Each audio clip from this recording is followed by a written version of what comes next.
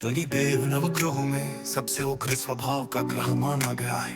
वही भगवान भोलेनाथ ने इन्हें न्याय के देवता की उपाधि दी है। ज्योतिष शास्त्र के अनुसार कुंडली में शनि भारी हो तो जीवन में उथल पुथल मच जाता है, लेकिन शनिदेव जिस पर प्रसन्न हो जाए उसके भाग्य खुल जाते हैं। शनिदेव को प्रसन्न करने के लिए शनिवार के दिन व्रत रखना शुभ माना गया है। जो लोग शनिवार का व्रत करते हैं उनको पूजा के समय शनिवार व्रत कथा का श्रवण करना चाहिए। शनिवार व्रत कथा के पठन से शनि दोष और साढ़े साथी भैया के प्रभाव कम होते हैं। शनिवार व्रत कथा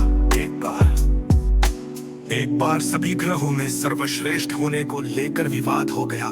जब समस्या का हल नहीं निकला तो सूर्य, चंद्र, मंगल, बुध, गुरु, शुक्र, शनि, राहु और केतु इंद्रदेव के पास गए। इंद्रदेव भी इसका निर्णय नहीं कर पाए। फिर सभी ग्रह इंद्रदेव के कहने पर पृथ्वी पर न्यायप्रिय राजा विक्रमादित्य के पास पहुंच नवग्रहों में छिड़ी सर्वश्रेष्ठ होने की बहस।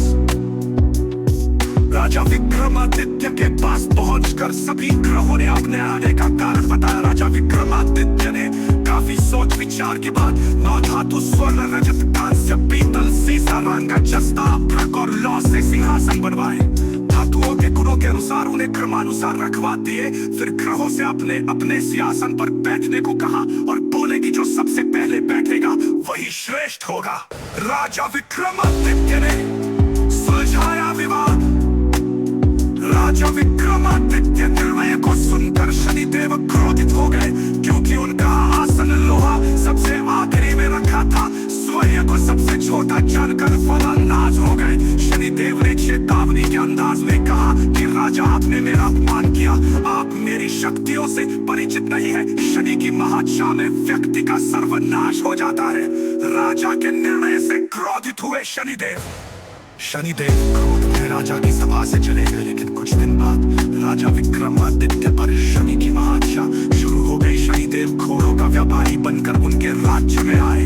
राजा विक्रमादित्य उनके घोड़े खरीदने का आदेश दिया। एक बार राजा विक्रमादित्य उनमें से एक घोड़े पर सवारी कर रहे थे तो वो घोड़ा उन्हें जंगल में ले गया और गायब हो गया भूखे प्यासे। राजा को एक चरवाहे ने पानी पिलाया तो राजा ने उसे अंगूठी दे दी और राज्य में जाने का रास्ता पूछा। नगर में आकर राजा विक्रमादित्य एक सेठ के यहाँ आराम कर रहे थे।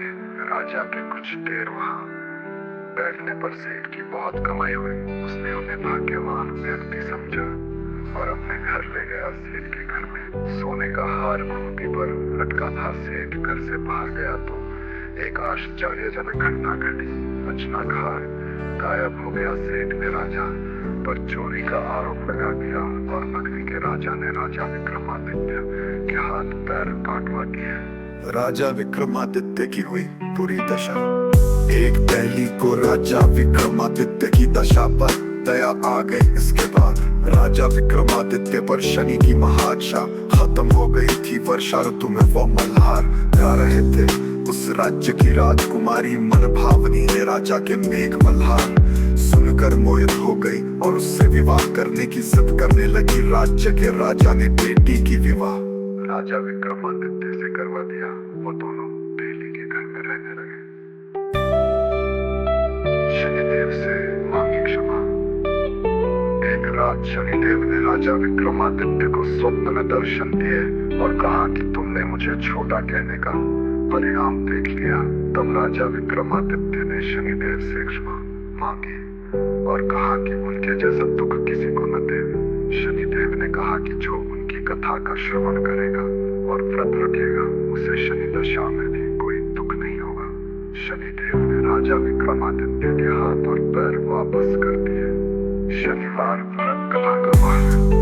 शनिदेव के चमत्कार से सेठ का हार भी वापस अपनी जगह लौट आया। सेठ की सारी बात पता चली तो उसने अपनी बेटी श्रीकंठवरी का विवाह राजा विक्रमादित्य से कर दिया। राजा विक्रमादित्य अपनी 2 पत्नियों मनभावनी एवं श्रीकंठवरी के साथ अपने राज्य लौट आए। राजा विक्रमादित्य पूरे राज्य में घोषणा की कि शनिदेव ही सब ग्रहों में श्रेष्ठ है। शनिवार को शनिदेव की पूजा, कथा और व्रत करने वालों पर वो प्रसन्न होते हैं।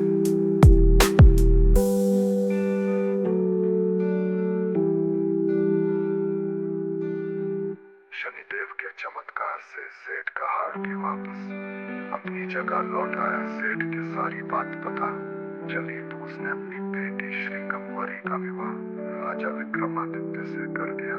राजा विक्रमादित्य अपनी दो पत्नियों मनभावनी एवं श्रीकंभरी के साथ अपने राज्य लौट पाए। राजा विक्रमादित्य पूरे राज्य में घोषणा की कि शनिदेव ही सब ग्रहों में श्रेष्ठ है। शनिवार को शनिदेव की पूजा कथा और व्रत करने वालों पर